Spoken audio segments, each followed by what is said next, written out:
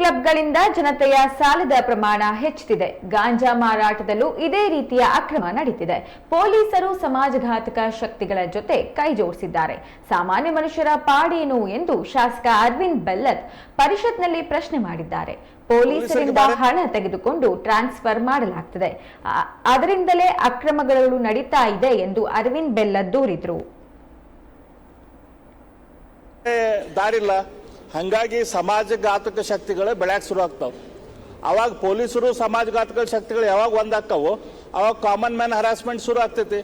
ಅವ್ರು ಏನ್ ಮಾಡ್ಬೇಕು, ಸುಸೈಡ್ ಮಾಡ್ಕೋಬೇಕು, ಯಾರ ಕಡೆ ಹೋಗ್ಬೇಕು, ಸುಸೈಡ್ ಮಾಡ್ಕೊಳ್ಳೋ ಶುರು ಆಗ್ತದೆ. ಹಂಗಾಗಿ ಇದು ಟೋಟಲ್ ಐತಲ್ಲ, ಇದಕ್ಕೆ ಮೂಲ ಕಾರಣ ಅಂತಂದ್ರೆ ಈ ನಮ್ಮ ಪೊಲೀಸ್ ಡಿಪಾರ್ಟ್ಮೆಂಟ್ದಲ್ಲಿ ಏನು ಟ್ರಾನ್ಸ್ಫರ್ಸ್ ದುಡ್ಡು ತೊಗೊಂಡು ಏನು ಟ್ರಾನ್ಸ್ಫರ್ ಆಗ್ತಾವಲ್ಲ, ಅದರಿಂದ ಇದೆಲ್ಲ ಶುರು ಆಗ್ತೈತಿ.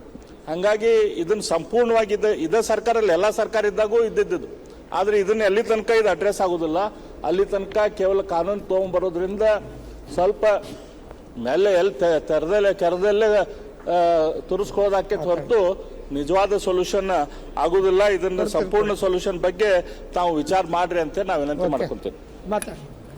ಅಧ್ಯಕ್ಷರೇ, ಇವತ್ತು ಒಂದು ಒಳ್ಳೆ ಬಿಲ್ ಅನ್ನ ತಂದಿದ್ದಾರೆ ಕಾನೂನು ಮಂತ್ರಿಗಳು ಮತ್ತೆ ಸಹಕಾರ ಮಂತ್ರಿಗಳು ಕೂಡ.